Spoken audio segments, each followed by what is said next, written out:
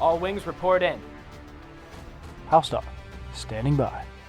Mother Goose, standing by. Lock S-foils in attack position. Animal Squadron ready for battle. Well, welcome everybody to the Animal Squadron podcast. You're here with your hairiest host, Mother Goose. And still as always, the wire chewing SOB himself, Lowtech Tuck. Son of a gun, the ship's gonna break down eventually. We're still rolling. You're gonna get stranded in space one day. You guys have tried, but you failed every time. Yeah. Now we had to hire some droids to essentially just follow wherever you are and just fix whatever you've broken. But you know what droids have, Elijah?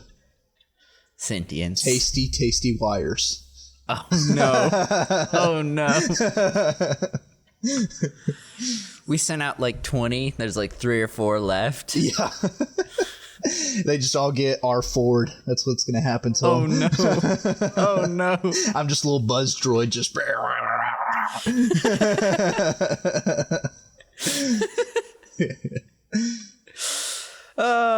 Okay, so today we're talking about The Bad Batch, or we're going to start, I guess, maybe a little mini-series on The Bad Batch. Our goal is to finish talking about Season 1, and that way we can start talking about Season 2, maybe keep up with the release.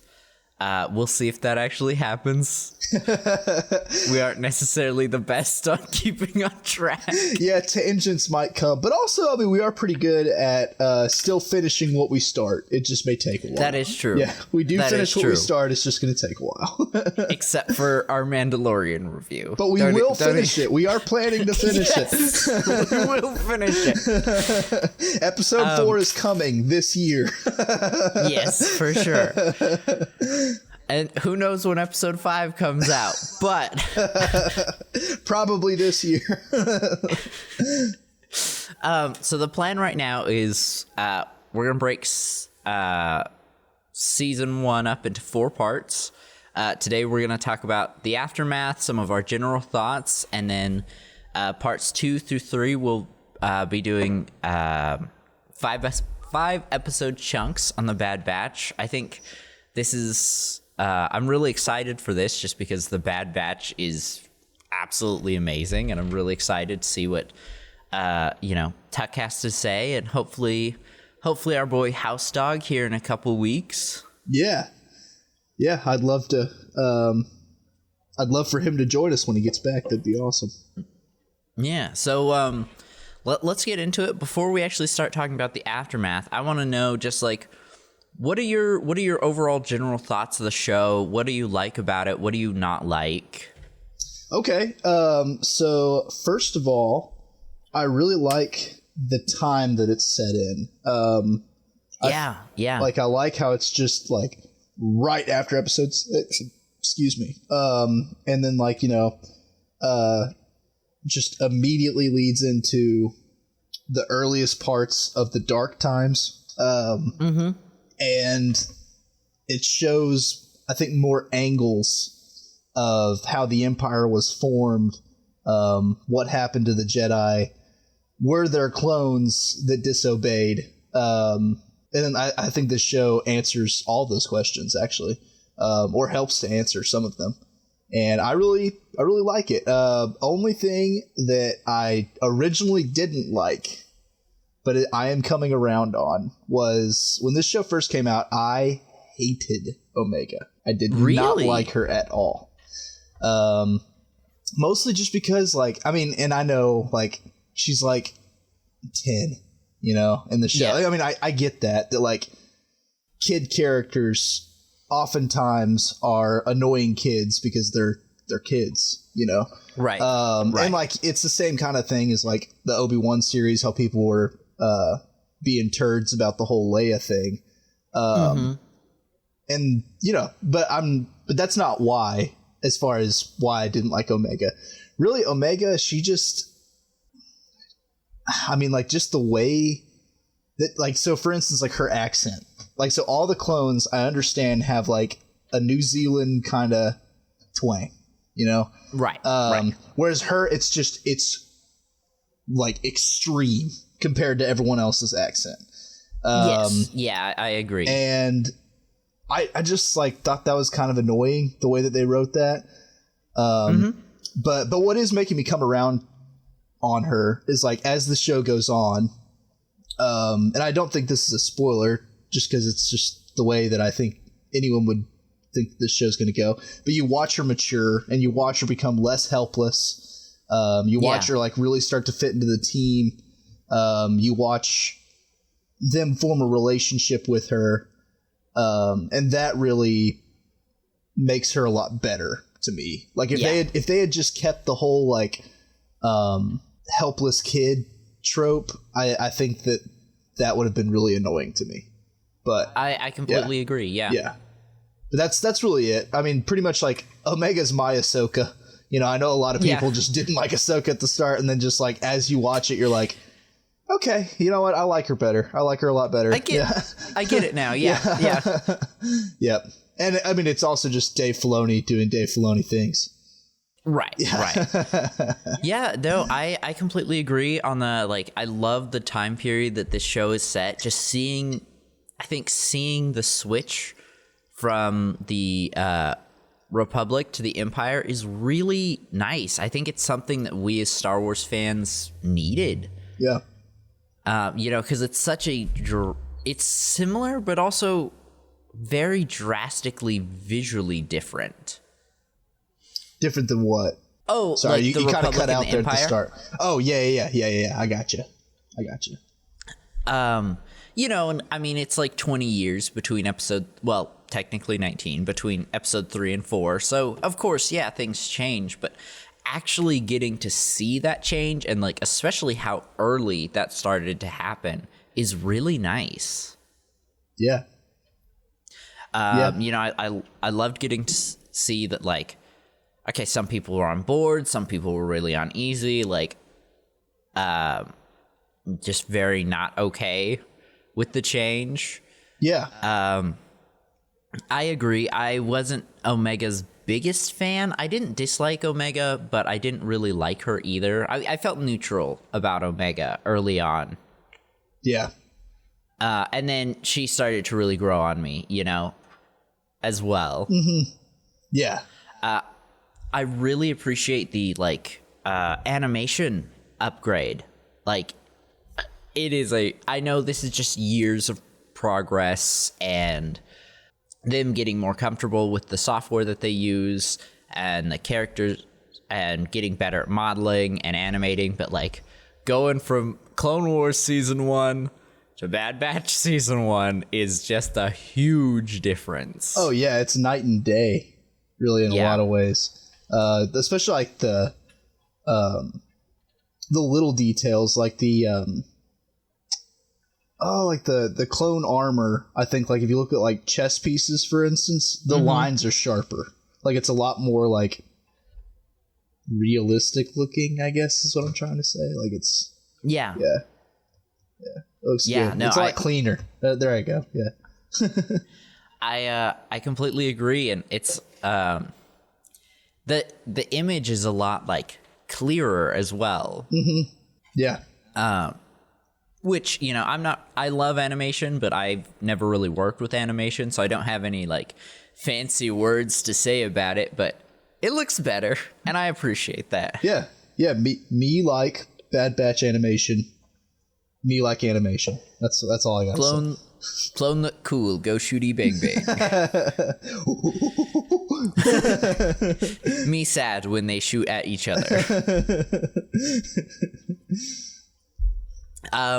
But yeah, I do you have anything? I know, like, we're gonna have plenty of time to dive into all of the episodes and, like, specific things, but, like, just general thoughts. Anything else you want to add?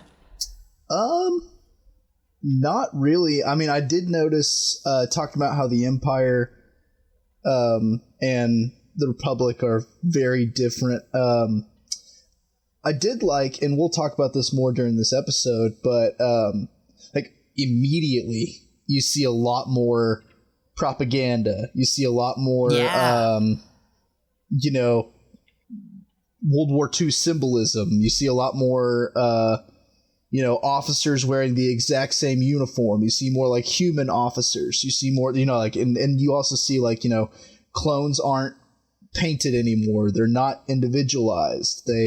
Right. I think it's just a very clear change from day one.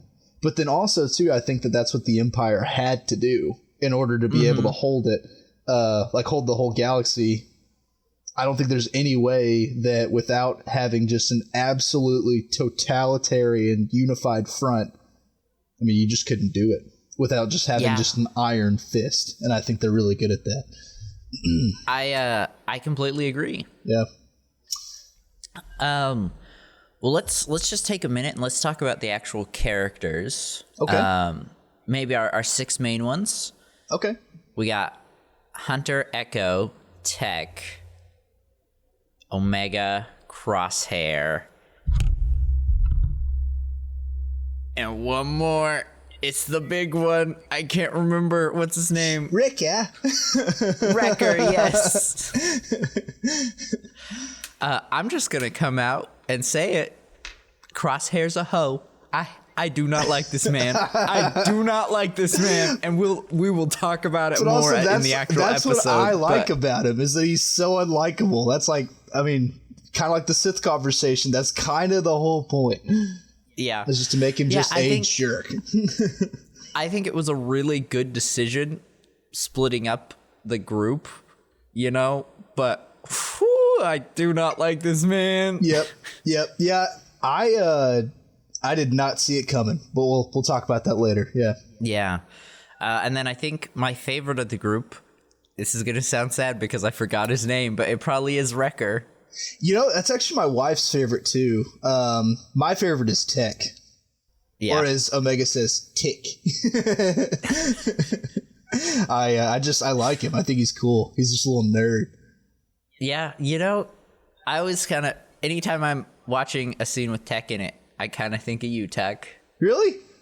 I do, yeah. Yeah, I appreciate that. Yeah, growing up, so I'm one of 4 brothers, as you know, and we'd always play Teenage Mutant Ninja Turtles. They'd always make me be Donatello every time. Hell yeah. And that's just that Donatello character I've just always liked. I don't know. It's cool. Oh, good. I'm glad you liked it and enjoyed being that character and weren't just forced into it. I was originally, but really I just like to play with my brothers. It was a good time. I had a good childhood. Yeah. Hell yeah. Yep. So Tech's your favorite. Which is your least favorite? Least favorite? I mean, it's Crosshair. That's the easiest one. But that man. Yeah, but again, that's the point. So that's why I also kind of like him. I like the writing for him. Yeah. But probably my least favorite between Echo, Wrecker, and Hunter is probably Wrecker, actually. Really? Yeah, I mean, I like him, but just I don't know. I'm a sucker for depth in shows. Yeah. And just Wrecker just doesn't have any depth at all. You know what it was for me? It was the stuffed animal. That is very sweet, yeah. That is very sweet. And he's still your typical big strong guy, meathead who has a soft side. I mean, how many times have we seen that exact same character? That is very true. Yeah. But it still works. It's still good. I'm not saying that. I'm just saying yeah. He's probably my least favorite member, just because the other ones I think my are opinion's much wrong better. And I'm a big, stupid, dumb, poopy baby. I get it. It's whatever. The latter, yes, I do think. But your opinion, I wouldn't say your opinion's wrong.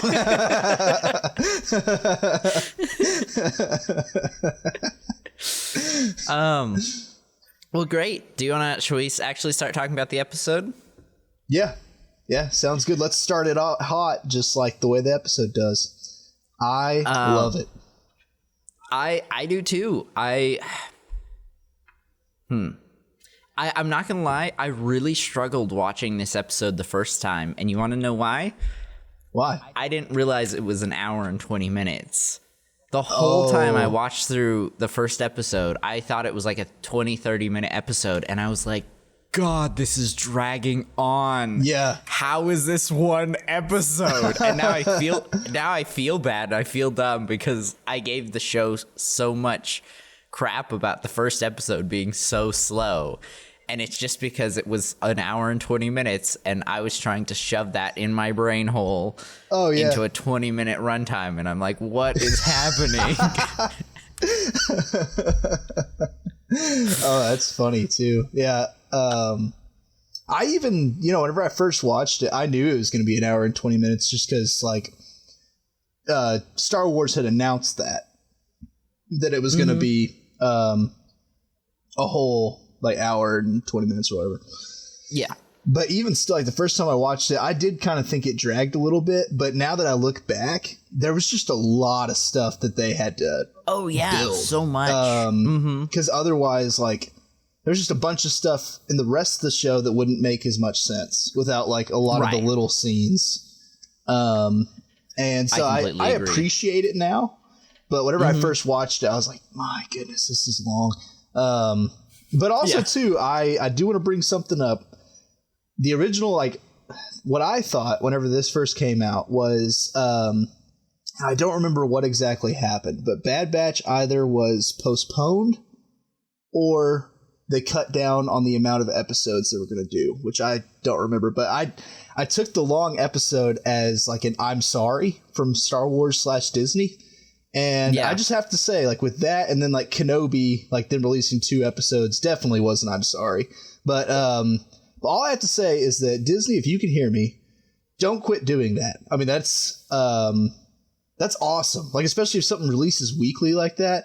I love just like the first episode being just a real big chunk.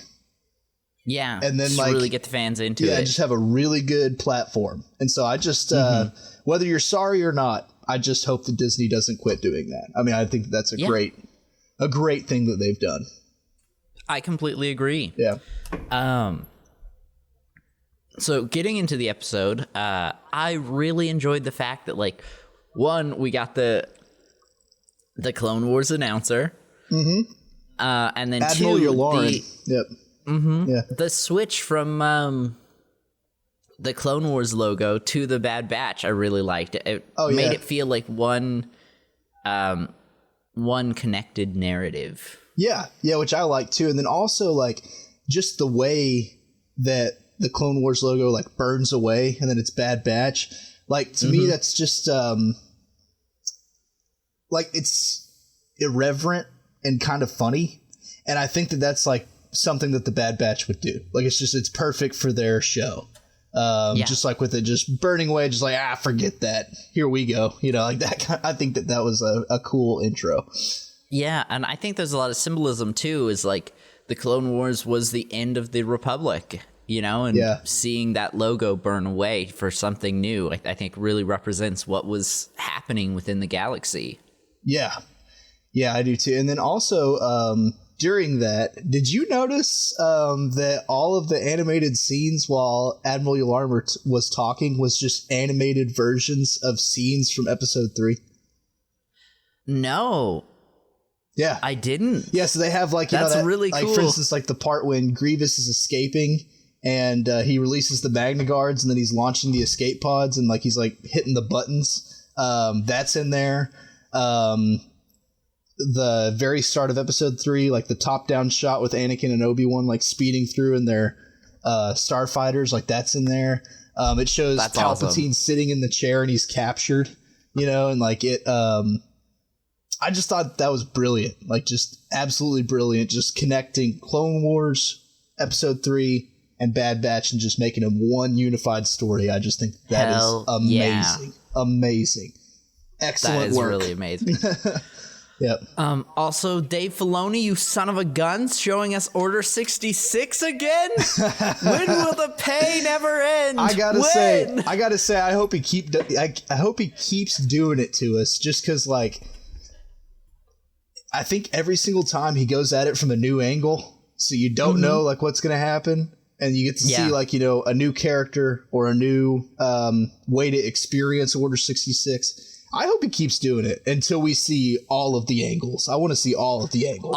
I want to see all 10,000 Jedi die. Yep, with my own 2 eyes, and then just look them in their lifeless eyes just every time. I love it.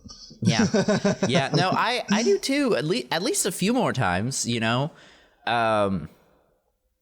a lot of people have been complaining about Order 66 and how much we've seen it, but it's such a pivotal and important moment in the Star Wars galaxy. Like, yeah, show it to us 100 times. Mm-hmm. Show me more. Well, it's one of the pivotal moments. Like, in the entire series, I'd say that there's 2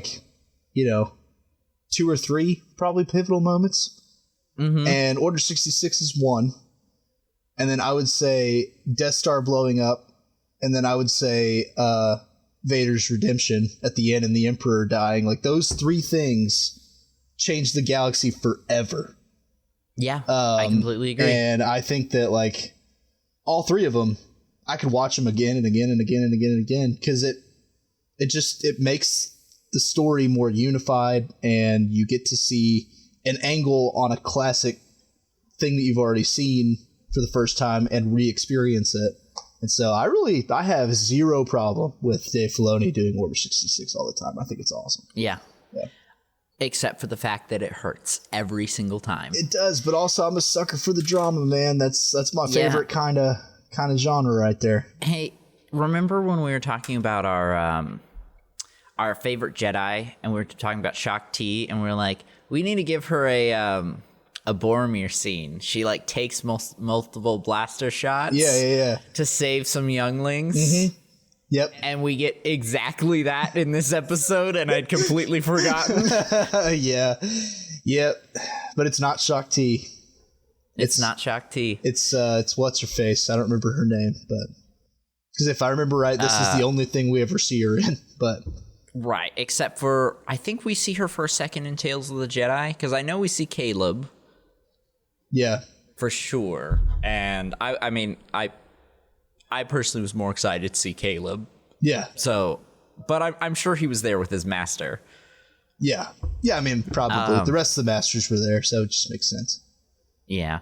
I really did like this opening scene. I think, one, it was great seeing the Bad Batch come in. They saved a whole group of clones. The whole, I hope you're bringing reinforcements. It's only 5 guys. What? Yeah. What? And then also, did you see, Caleb slide down? Him doing that reminded me big time of, Ahsoka just being, super nonchalant. Just, they're in the middle of a battle. They're pinned down. The clones think that they're dead. They're the reinforcements aren't coming. We're screwed. And this kid just slides down a mountain. He's like, "Oh yeah, I got reinforcements. We're good. Don't even worry about it. Don't even worry about it. How many is it? Yeah, 5 guys. Yeah, yeah, it's fine. It's fine. And then the moment of realization, even though you can't see the clone's face, I love the way you animated it, because from their posture to the tone of voice, oh, that's Clone Force 99. We're okay. Yeah. Yeah, well, and also that is one thing that I haven't really thought that we've talked about much, but that's one thing that Dave Filoni is just a master at, is just giving characters with helmets emotions and facial expressions. I can't really articulate how he does it, just because I'm not that smart, but he does it. And as a viewer, you can see it. You can almost see them get excited, or you almost see their eyes light up, and they're like, "Oh yeah, we're gonna be fine." Yeah, but they're wearing a helmet. It's right. So counterintuitive. It's crazy, but it makes sense when you watch it. Mm-hmm. Yeah, yeah. Dave and his whole animation team are just absolutely amazing at doing that. Oh yeah. I also really like the fact that we got to see how Caleb / Kanan escaped Order 66, and I know that there was a book. That's Kanan from Rebels? That's young Kanan. Okay, because that's why he's so important. I thought it looked like him, but then I noticed that his name was Caleb, and I was like, oh, okay, it's not the same guy. Yeah, he. I think he changed his name. Okay, yeah, that makes a lot more sense now. I'm so mad. I'm now thinking about Kanan. I was like, maybe he should have at least been an honorable mention in our Jedi episode. I mean, but as far as top 5 ever, that is true. you know. Anyway, I know that a lot of people were upset because there was a book that said how he escaped Order 66. And that is no longer canon because Dave Filoni went a completely different direction. But I personally am okay with it. Again, we've talked about the tiers of Star Wars canon. Yeah. You know, and just sadly the TV shows are above the books.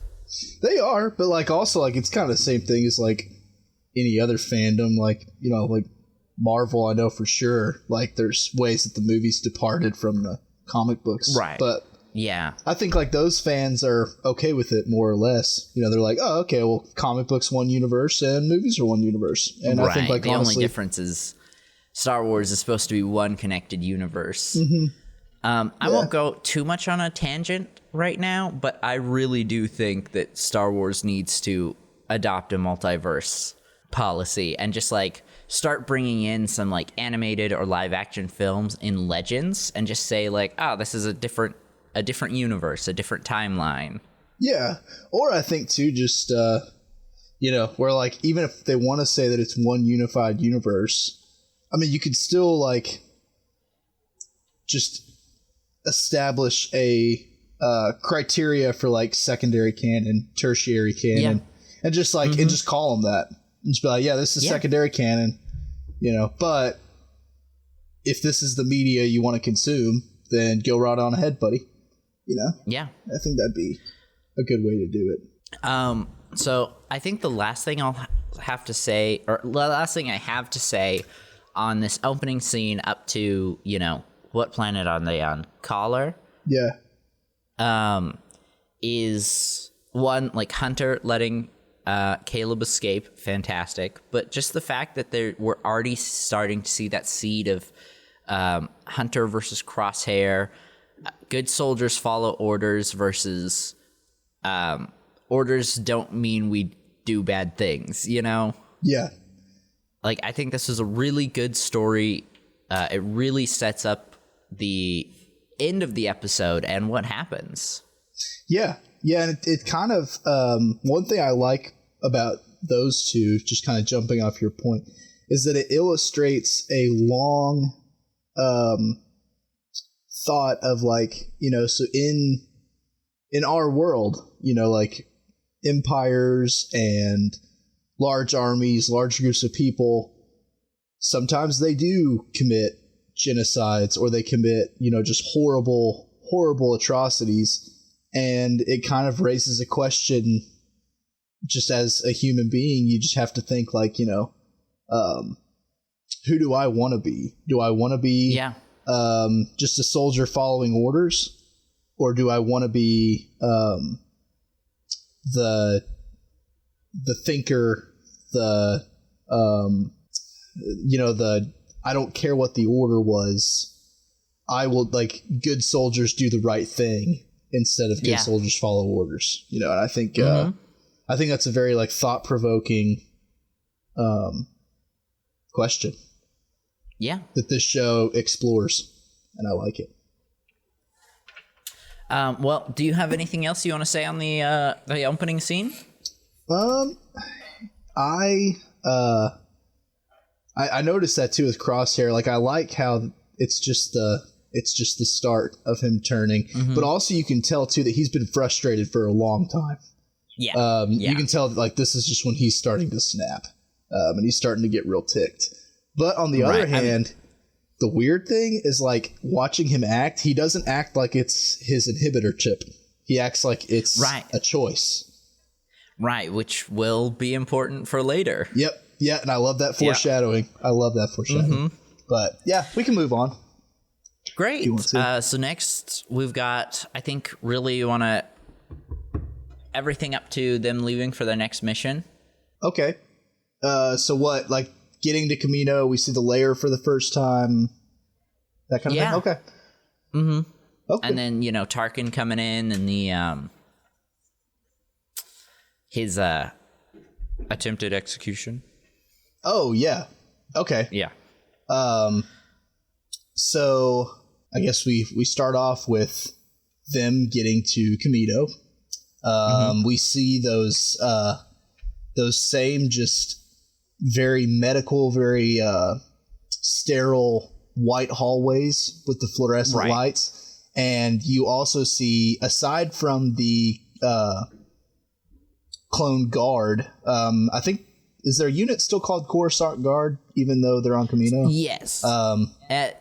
Yeah, the Coruscant Guard, and I think they're also called Shock Troopers, if I remember correctly. Yeah, that sounds right. And it makes a lot of sense as to like what their duties are. But anyways, I'm getting off track. But what you notice is, aside from those guys who have already made it very clear that they're loyal to the Empire, all of the other clones are just in white Phase 3 armor.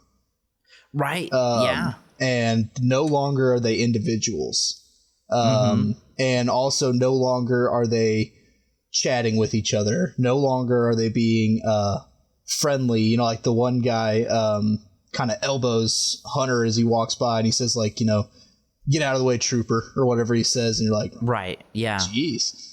Which I know the regs never really liked Clone Force 99, but it still just kind of adds to the weight of, this is not the same Camino. This is not the same galaxy as it used to be. Right, yeah. You know what? On to your point, the regs never liked Clone Force 99 unless they needed help. Exactly. Which I think is messed up. Exactly. Because, I mean, Clone Force 99, I think, honestly, that the regs were just jealous, personally. But yeah, I do too. You know, they were highly esteemed. They were literally genetically modified to be better than normal clones. Yeah.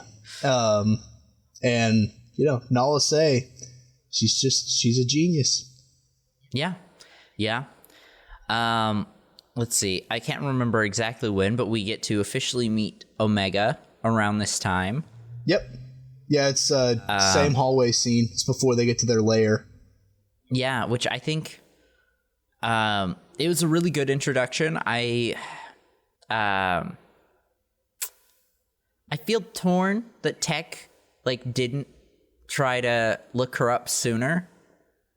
Yeah. I definitely feel like that's something he would have immediately looked into.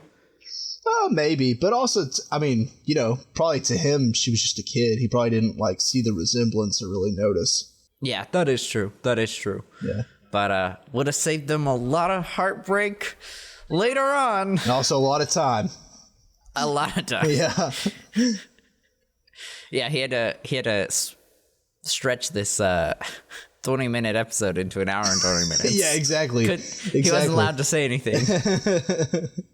The ghost of Dave Filoni appeared in front of him and said, "Keep your mouth shut." I will kill you. And then, like you said, we do get to see their lair. Is this... I'm not sure if we ever got to see it in Clone Wars, or is this the first time we get to see it? I think you do, maybe, in Clone Wars. Yeah. I don't remember. It kind of runs together for me. Yeah, HouseDog is our residential, Clone Wars expert. We need him back. Yeah, I have a feeling that he'll probably just roast us when he gets back. He'll probably be like, actually, you see it in... He's at work right now with a piece of paper, angrily writing things down. And for some reason I picture is one of those feather plume pins, you know, just really angrily dipping and writing real fast. When he comes back, we're just gonna have to have another tangent episode where he's yelling at us the whole time. You got this wrong, and how dare this Jedi not be on your top 5 list? Yep. Yeah. And we miss you, buddy. Oh man, yeah, it'll be great when he gets back, because I gotta say, I mean, I only know so much, so it's really good to have that third guy here who can help us stay on track. For sure. One thing I want to point out about the lair is Wrecker, he marched down their successful missions. He like carves it into the wall, but he specifically said 11 more successful missions, which means they haven't been home in 11 missions. Yeah, which that is alluded to in Clone Wars. Yeah.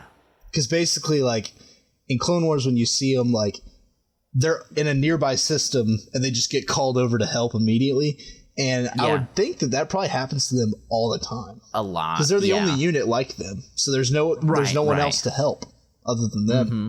So, yep. But it does make you sad. 11 more successful missions. And then also, like, odds are with those missions, there's probably 11 more battles that they had to fight. Yeah. Possibly even extending into several days, and so, my goodness, they probably haven't been home in like a month, like who knows? Yeah. Yeah. Yeah. And travel, which, I mean, it's pretty easy in the galaxy, but, long distances still do take a little bit of time. Yeah. Yeah. Let's see. Then they get called. Unless you have anything more to say about their lair. Not really. I mean, you do see more of Crosshair being angry with Hunter's leadership, and he makes it very clear that if it wasn't for Hunter, that he could have led the team in a different direction, and that he would be a better leader than Hunter. Yeah. Yeah. Because good soldiers follow orders. Yeah, the best way to be a leader is be a sheep, apparently. So yeah, apparently. And then they get called on to a... Actually, no.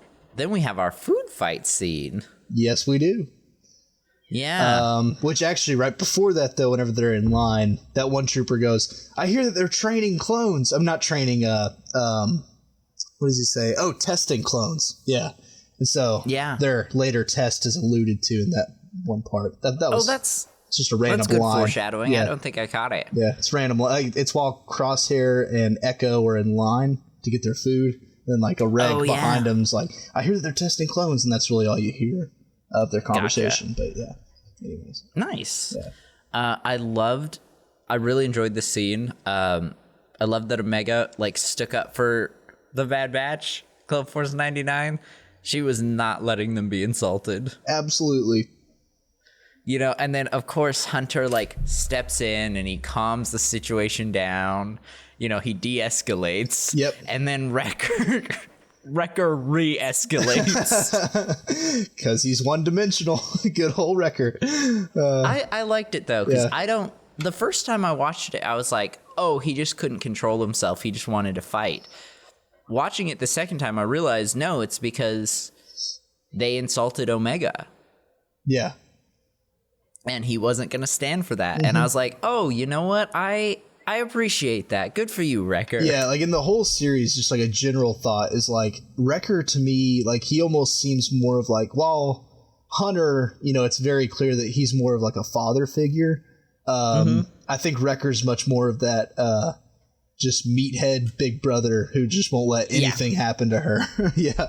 Right. And I just 100%. I love that about Wrecker. Just that he's the goofy big brother. I do too. And they kick some reg butt. That's right. And then I love like Crosshair, like you could tell he doesn't want to participate, but then he rolls his eyes and he's like, okay. And then he just gets after it. I love it. Yep. And of course, good old my most favorite Star Wars character of all time, Tarkin, just giving him the side eye. Yep. Good old Tarkin. That was sarcasm. You don't like Tarkin? Tarkin's a hoe. Oh yeah, that's right. They're too mean for Elijah. I forget. Too mean for me. I like the nice guys who are friendly. Yeah. I don't like when they do bad things. Yeah, but I mean, there's got to be bad guys though. Tarkin's a good bad guy. No, Tarkin is a fantastic bad guy. Yeah. I really like his demeanor. I like the aura of respect he just demands respect. Mm-hmm. He knows what he's talking about. He gets the job done. He's very clear what he wants and what needs to happen. Like, he is a good bad guy, but man, does he make my blood boil. Yeah. Yeah, I also just, I really love his, even like his uniform, if you look at it, it's like just pristine. Like, there's nothing wrong with it. Everything is like, all the creases in his pants are like perfectly folded, perfectly steamed. His shirt doesn't have a wrinkle on it. His face doesn't have a single hair out of place. You know, he's just, and like his hair is perfectly combed. I just think that it's like, it's just another way to just visually show who he is, and he is that good soldiers follow orders type guy. You know, it's just that is who he is, and but also it's why Vader and Palpatine love him so much, is because he will do anything to accomplish their goals, and I mean anything. So I also will admit, it's pretty easy to be a good soldiers follow order kind of a guy when you're like second or third in command of the galaxy. Yeah, when you're making really the orders. Yeah. Yeah, you don't really have many people giving you orders. You kind of just do what you want. Yeah, and then also too, like when the orders you're giving also are making you more powerful. Yeah. You know, I mean, you're right. It's pretty easy to be that guy. Yeah. And like, we've talked about it before, but like, Tarkin's the guy that tells Vader to stand down, and that's like, that says a lot about his character. Yeah. Yep. He's a bad dude. Shall we move on to the fight, the test? Yeah, I think so. There's only one test in this episode, right? There's not two. There is only one, but it's broken up into like two segments. Does that make sense? Okay, cool. Yeah, because I was kind of confused at first, as far as my memory goes. But the first half is non-lethal. Yep, and they step it up, and then the second half is lethal. Yep, they step it up. Yeah. You know, and I really like this scene because it shows them, again, like the beginning scene, just them working together.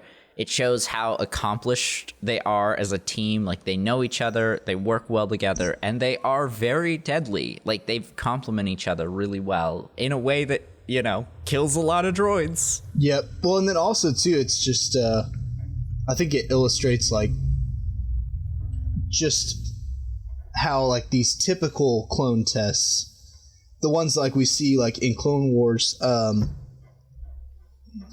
what do they call that squad? It's Fives, Echo. Yeah. I know which one you're talking about. Yeah. I can't remember. But anyway, and like you see them just like struggle through it. Like it's really, really hard for them. But for Bad Batch, honestly, it's really easy. Like they just like this is not difficult for them at all. Because they're always in the same unit together. They're literally bred with these gifts that complement each other so well so that they can be the perfect team. And like, honestly, this typical clone test is just too easy. Now, on the other hand, I think it is, the exact reason that Tarkin wanted all the clones to do this test was so that he could evaluate, like if clones are still needed, or if the Empire wants to go ahead and use stormtroopers as we know them, where like they're various different races and whatnot. And I think Bad Batch, actually, this is so easy for them that it kind of makes Tarkin mad, because I think for him, like, he's starting to kind of be like, oh crap, like maybe I was wrong. Maybe this is like, maybe they are better than my stormtroopers, so I believe what are those droids that they fight, the big ones, because we see them a few times. We see Thrawn fight against some of them in Rebels. I think they're the same droids that we see in The Mandalorian. These are incredibly deadly droids. What are they, like the Republic, like training droids, or are you talking like big, like Empire security droids. The big Empire security droids. Yeah, those are tough. Which I started to realize, like, Tarkin specifically picked Clone Force 99 because they are the best of the best. Mm-hmm. I think he was also testing the droids to see if what the Empire had built could take down such an esteemed group. Yeah, well, and then also, I mean, it's clear in EU, and then also, like, and I think pretty clear in canon, like Bad Batch and whatnot, that the Empire doesn't want to use the clones anymore, that they want to phase out the clones. And so I think also, and it wouldn't surprise me if he is kind of using it as a test for the droids to see that if they need to use the droids to put down a clone rebellion, that they could. Yeah, sorry, it's the DT Sentry droid. Oh, okay. Which I think stands for Dark Trooper, if I remember correctly. Probably. Let me. I'm looking it up myself so I can get a visual. I know my goldfish memory is acting up on me. DT. What was that? DT Series Sentry droid. Sentry droid. Oh yes. Yeah. Okay. And yeah. Actually, so the security droids were different than what I was thinking. But actually, yeah. So you see those in those are ones from Mandalorian, right?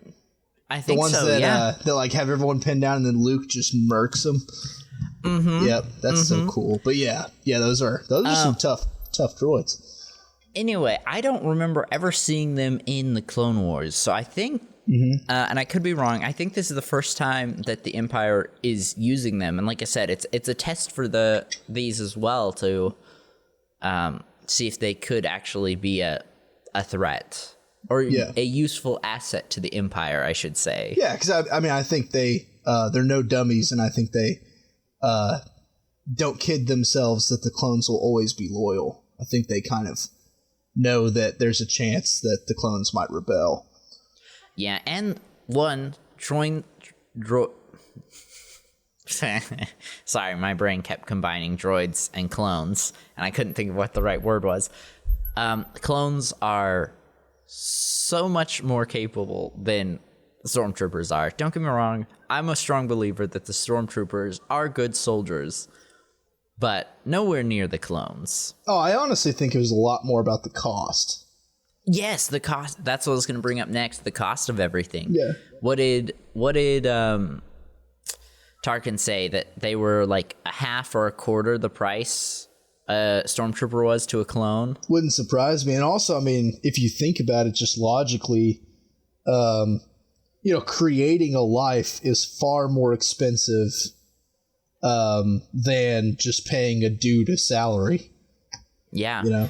Which, when it's an optional military, like, you can just come and join. Like, I feel like you can assure a little more loyalty. Like, yeah, this person willingly came and joined our army. It's not like they were forced into it. Yeah, and then also too, I think even Palpatine plans that. I think, like, that's just retroactively, just thinking about it, like, that's probably why he makes them age so fast, is because even Palpatine knows that they're good for one thing, and that's ending the Clone War and killing the Jedi. And then after that, I mean, I think he kind of, that's his use for them. And then after that, I think he kind of is planning for them to not work out. So right. I also don't think they could make enough clones to build the army the size of what Palpatine wanted. Yeah, well, I don't think there's any way. Fast enough. I don't think there's any way. They'd need probably several more cloning facilities. Because, I mean, if you think about it, in episode 2, he says, like the governor of Camino guy, I forget his name, but he says, like 250,000 units ready and 1 million more on the way. And I know we've talked about it, and he's probably referring to, like, divisions or regiments, not necessarily individuals. But even still, it took them 10 years to get 1.2 million units ready. Yeah. And that just doesn't fit into Palpatine's plan. Then also you have to think too, like the rule of attrition. A whole bunch of them were killed, so they lost a lot of those units. Right. And they have less than they had. And I think Palpatine isn't planning on sticking around for another 10 years to wait for his army to be big enough so that he can do this, so that he can blitzkrieg the whole galaxy and take everything. I think, he needs troops now. And he's willing to take the cheaper and the faster option. Right, which we see, there are specialized stormtroopers that probably could go toe-to-toe with the clones, but at the end of the day, Palpatine needed numbers. You can't... He needed stormtroopers on every planet. But that's also why, too, a lot of the... Well, not a lot of the clones, but, some of the clones are the early commando units. Mm-hmm. Those aren't open to humans, as far as we know, aside from... in this show, the one that Crosshair has chosen to lead, that's really the only one that aren't just clone commandos. Right. Yeah. Right. I don't really think I have anything up to their mission next. Do you got anything? I do, just with whenever they come back into their lair and Wrecker says they use live rounds on us. We're not just dummy droids, is what he says. And and I think just putting myself in that situation, I think I'd be upset too. I mean, I think that would be kind of the last straw where I really would say, I don't think I want to be part of this anymore. If I'm just cannon fodder to them, then I don't know if I want to do this anymore. And I don't know. I just think that's a really great scene to kind of foreshadow what's to come. Right. Yeah, I completely agree. It's just sowing that seed of them eventually leaving. Mm-hmm. Yep. Yeah. Yep. And then also sowing that seed for this mission that we're about to talk about as to what happens. So.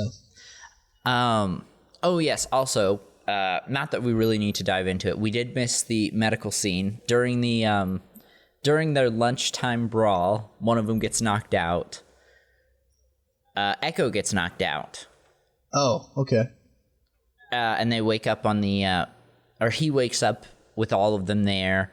That's just important because this is when Tech starts looking into Omega, which will be important for later. That's right. Okay. Yep. I forgot about that. So before their mission, we do see Omega say hey, don't come back. Let me go with you. And I really think, I get it, they needed to for the story, but I'm so mad at Omega for not just saying, hey, I'm a clone too, please don't leave me here. Yeah, I'm a clone too, and I'm a special one, and if they find out they're going to kill me, that'd be something to bring up at that time. That'd probably be a good idea. She would have been on the ship so fast, I don't even think Hunter would have let her walk. He would have picked her up. Oh, probably, yeah. Just grappling hooked her, just... Just another instant of... We got to keep the story rolling. We could have saved so much time. Yeah. But, story-wise, we need him back so Crosshair could betray the team. But also, I'm not sorry. I think it's awesome. I do, too. Yeah. I really do like the scenes we get later. Yep.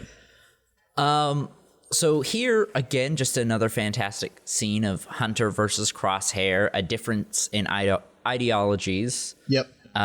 The Clone Force 99, they go in expecting, they're told it's a group of separatists who are trying to keep the war going. So they're like, hell yeah, let's go kill some droids. Mm-hmm. And when they get there, it's 25 people, humans and aliens, living beings. Yep. Led by none other than Saw Gerrera. Right. Yep. But not only that, but they're elderly and there are children there as well. Yep. And I wanted to point out that Crosshair had his gun pointed at the old lady. Yeah, he does. Because good soldiers follow orders a lot. I would think, as a quote-unquote good soldier, he'd at least try and figure out who looked the most armed and take that person out. Yeah. Nah, Yeah. He had a vendetta. But also, maybe she looked scary, man. I don't know. Maybe she just, maybe he had a bad experience with an old lady at one point. I don't know. Maybe, yeah. Maybe that was the exact old lady he had a bad experience with. I just picture, like, you know, she was like a waitress at a diner and she didn't like bring his food on time. And so he just like hangs on to that forever and decides to try to shoot her first. You know, that would be the big thing that would just break the, just make Crosshair mad. Yeah. Anyways, I'm off on a tangent. So something I wanted to point out was Crosshair was so focused on the mission that he didn't realize that they had been surrounded. Like, he was so focused on his target, while Hunter did. He knew that there were people there. Yep. You know, like, I think there is a time and a place for the whole mentality of good soldiers follow orders. There's a time and a place to, like, get your mission done. But Crosshair was so focused on the mission, he, like, if he was leader there, he would have got all his people killed. Yeah. Oh, definitely. And then that's also just, it shows just how good of a leader that Hunter is, where things aren't just black and white to him. Like, there's a lot of gray areas and things to think about. Yeah. So I'd forgotten that it was Saw Gerrera's group that we found. Yep. But honestly, like, watching the episode and thinking about it, I was like, man, it's weird that there's like rebellion activity from like day one. And then I saw that it was Saw Gerrera and I was like, yeah, you know, that makes sense. Yeah. That makes sense. Yeah. And it also, like, it makes sense too, just like, I'm sure like Onderon, for instance, was probably a planet that the Empire knew that like they needed to take over in force because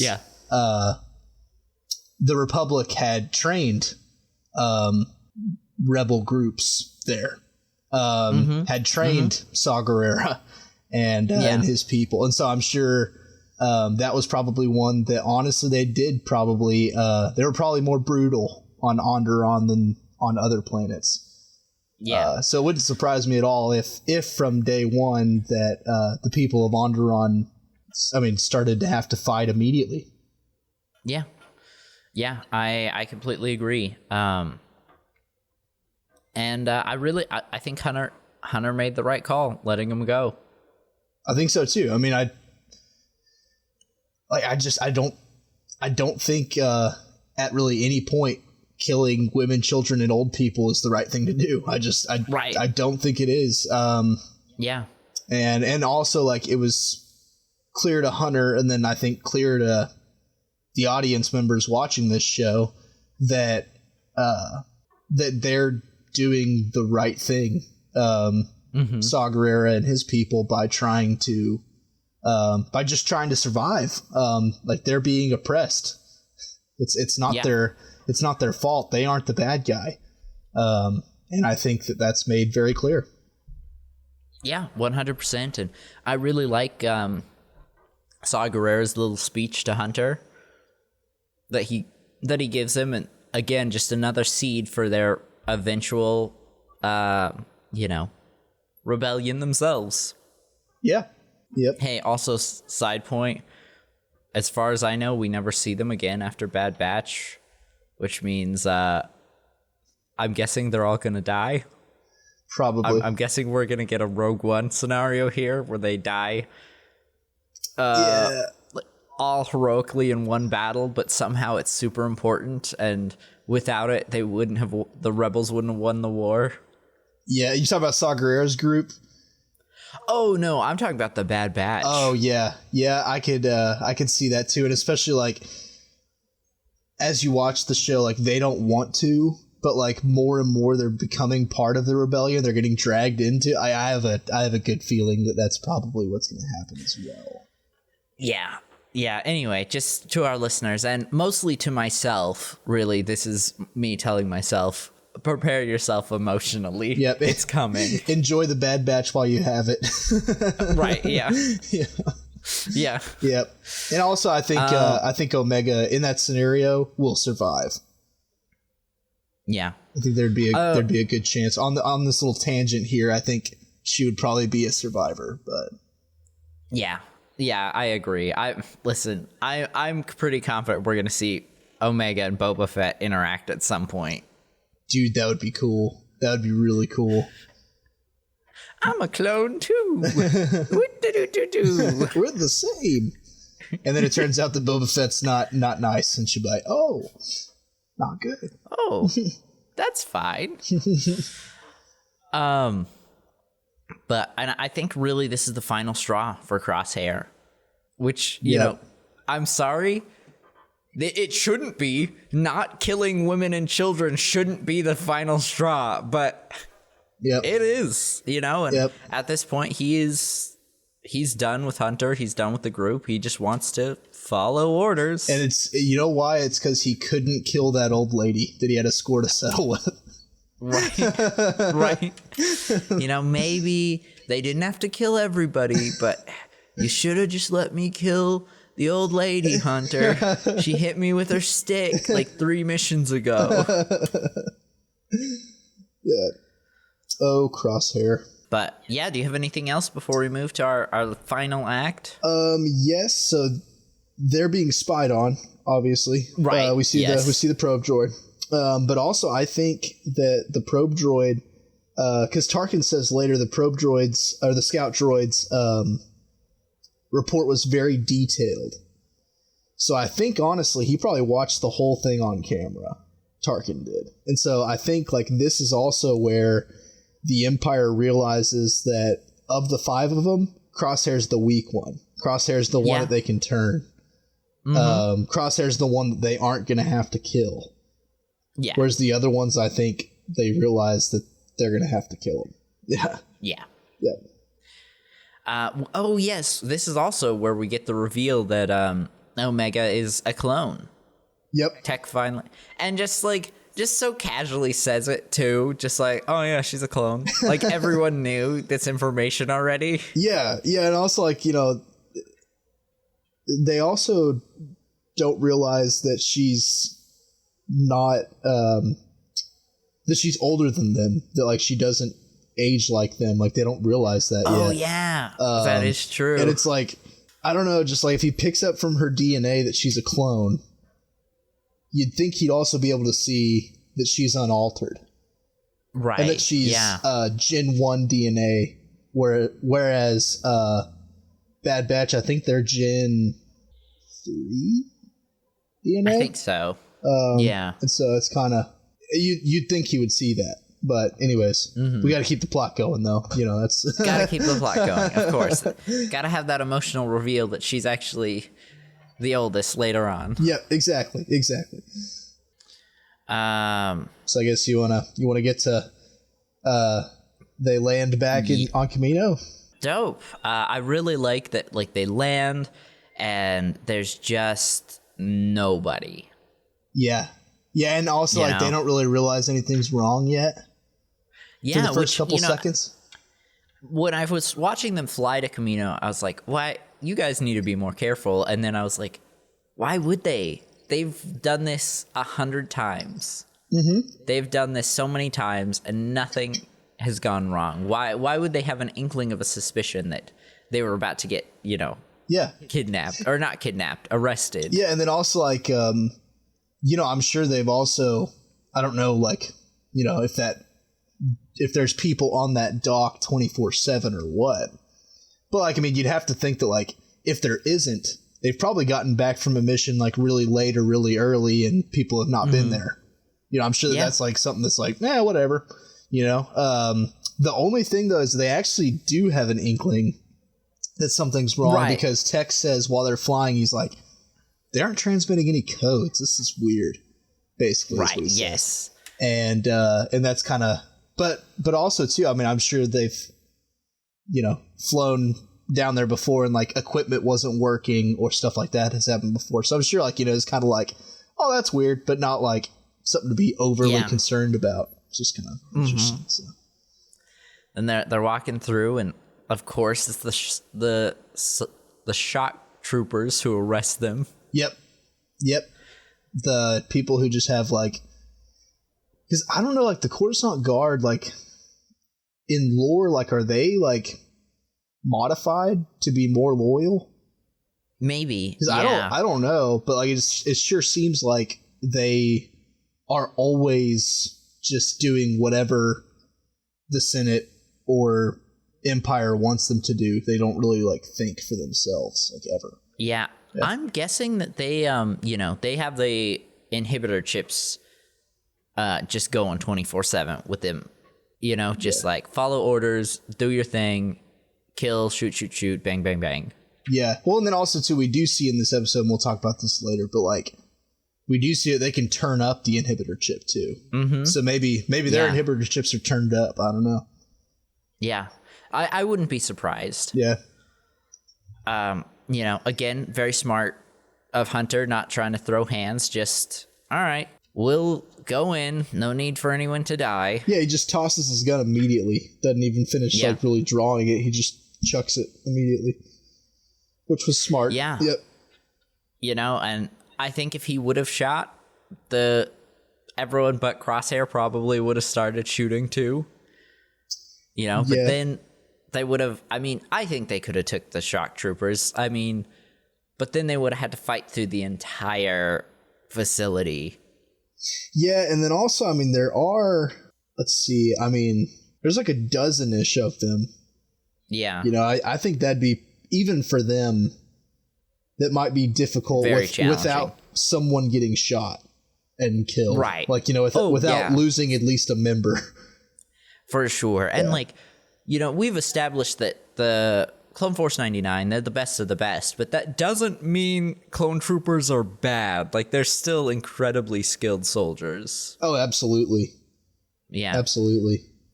Yep. And, but the interesting thing is, so Tarkin's line, he accuses them of treason. Right. And Hunter says, like, what? Treason? Like, he just thinks, like, all we did was just disobey one order. Yeah. We aren't necessarily, like, treasonous. Like, what we did wasn't actively working against the Empire.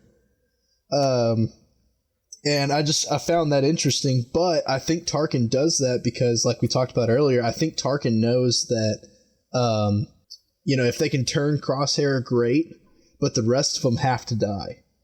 Yeah. Or else they're going to be enemies. And so that's why he just is deciding to just take care of that problem right now and put him in prison for treason. Yeah, and then I do think he has like maybe we can, an inkling of an idea of either we can turn up the inhibitor chips and make them loyal soldiers, or we kill them. Yeah. But either way, we need them in prison. Yeah, and I think even with Crosshair too, I think he even knows that there's a chance that they can't turn Crosshair.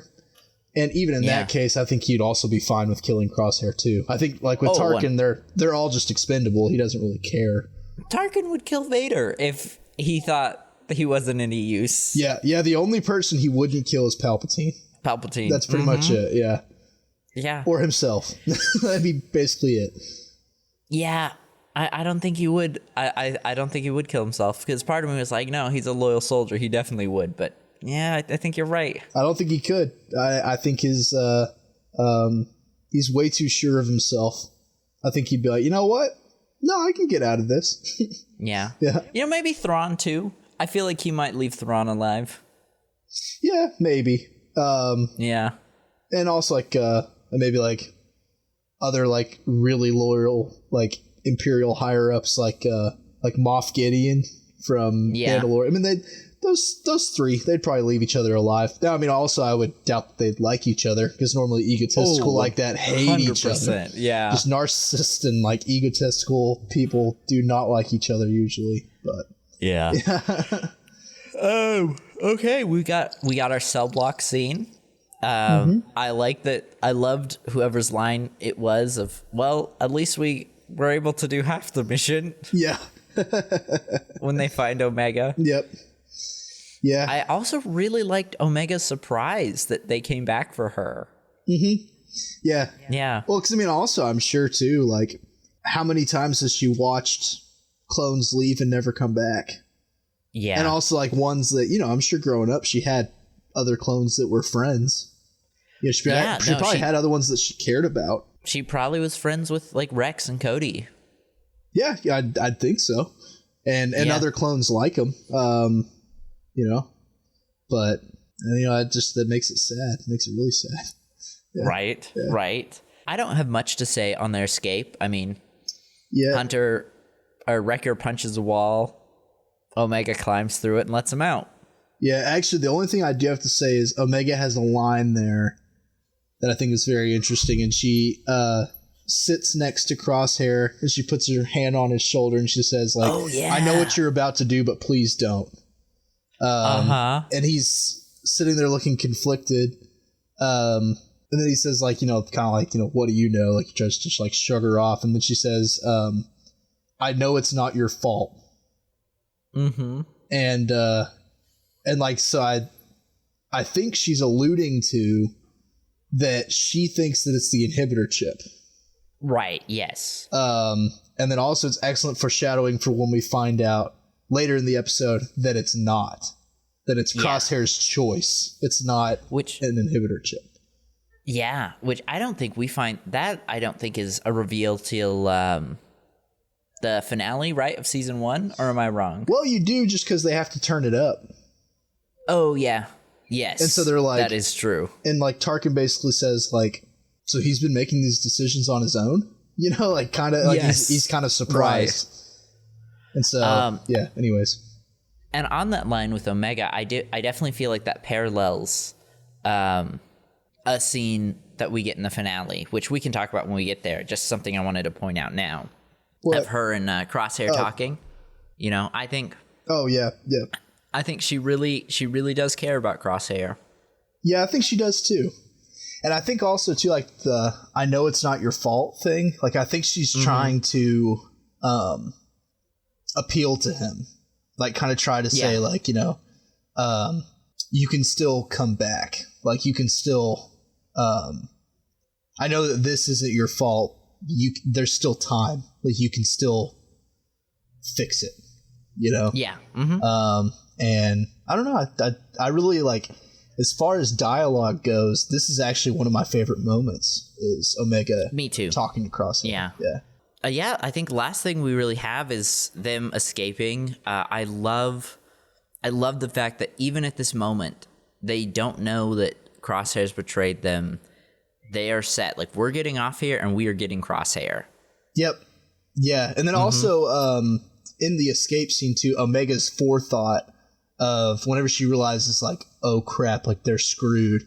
After Wrecker screws them over by saying like, oh, these cells aren't meant for individuals like me.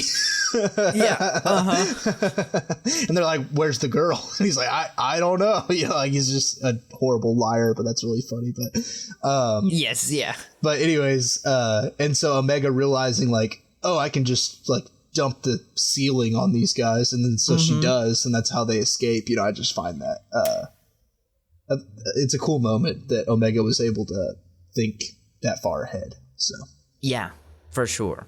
Yep. And then we get our final scene. Them, I really like Hunter saying, Tech, you get the ship up. We're gonna go get Crosshair, and then the clones start coming in, and Omega hits us with that something along the lines of, "We're not gonna have to look hard," or something like that. As Crosshair walks out with his new armor. Yep. Yeah, and then also, like, as far as a parallel to that scene, like, whenever the door goes up and Crosshair's, like, walking out with his rifle, like, did you want Duel of the Fates to start playing? Because I kind of did. That would be really nice. I kind of did. Really I thought that would have been really cool. But anyway, yeah. Which this whole episode has been leading to the showdown between Clone Force 99 and the Shock Troopers and Crosshair, but more specifically Crosshair and Hunter. It's a difference in ideologies that just couldn't keep them on the same team. Yeah, well, and then also too, this would have been like symbolically a good time to play Duel of the Fates too, just because it would have been between Crosshair and Hunter a duel over Omega's fate. Yeah, over for sure. over like literally life and death for her. Because if Crosshair killed her, I mean, if Crosshair got her, he would have just given her to the Empire and just let them kill her. 100%. Or use her DNA to make more clones, or stuff like that. That's just horrible. But yeah, I don't have much to say about this fight, but do you think Crosshair purposely shot Wrecker in the shoulder, like I do. More of a warning shot? I do. Well, no, I think it's more of a strategic thing, because Hunter says no, Omega, don't run out there. He's using Wrecker as bait. Oh yeah. And so I think honestly he does that on purpose, knowing full well that someone will run out there to get Wrecker. Right. Yeah. And so I really do think that and then also like he knows Wrecker, knows his armor, and so that's why I think he waits until Wrecker throws the big piece of metal, and whenever, like, if you think about it, whenever his arm's fully extended, it exposes that soft spot right on his shoulder. And so I think he's waiting for that to happen, and then he just boom shoots him, and knowing full well that someone will try to get him. Yeah. It was a very smart move tactically. Yeah, and I think like that's just how Crosshair works. He's just very cold, very strategic. Like he knows what he's doing, and it kind of alludes to that they've probably done that before. Oh, in the Clone Wars, probably. They probably did it with like a tactical droid or like another droid or even people. I don't know, but like it's just kind of interesting that he just he knows exactly what to do. Right. Yeah. Right. Do you have anything really to say about the fight? I mean, it's heartbreaking, like just watching Crosshair turn on his brothers. It's sad, but not really. I mean, it's a Star Wars fight. I like I always like a good gunfight in Star Wars. Like I think they're just aesthetically are very cool, especially like between clones like that are well trained, so it's just a game of chess, and it's cool to watch. So it was really nice seeing that, like, the Bad Batch, they were in danger. Again, we have established that they are a better unit than the shock troopers, but that doesn't mean the shock troopers are bad. Well, and also shock troopers with Crosshair's help. Right. Dang near. Who knows them? Yeah, like dang near wiped them out. I mean, that's like, it would have been very easy for it to go the other way. And they only escaped because they had help. The, what's her name? The cloner. Oh, Nala Se, yeah, she stops the door from coming down. Yeah, without her, they would have gotten trapped, and I'm sure they would have fought as long as they could have, but they either would have died or got captured there. Yeah, which I think at that point they would have died. I don't think the Empire would have let them live. Yeah. Yeah, and, again, just like we said, they might have beat those troopers, but there would have just been an endless amount of troopers that would have been coming at them. Yeah. And I don't think we see any in this episode, but I do know we see some of them in the show, the Republic Commandos. Yep. There were definitely some on Kamino, and there's a lot. Yeah, we see that later. Yeah, that it would have been only a matter of time before they started showing up. Yeah. Yep. Yeah. Yeah, I think if it wasn't for Nala Se, they would have been probably screwed. Yeah. So I think my final thought really is that I really like that moment with Hunter and Omega in the ship when he's asking her, like, "Oh, are you first time in space?" And she's like, "First time everywhere." And he tells her to just, like, strap in. She's not going to want to miss the view as they jump to hyperspace. I think that was a really sweet moment. And he gives her the captain chair. It's awesome. A really, like you said, a fatherly thing to do. Yeah. Yeah. I like Hunter. Like, Hunter's probably, I mean, other than Tech, he's probably my favorite. I love Hunter. Yeah. I do too. He's pretty great. So what do you have? What are your final thoughts on it?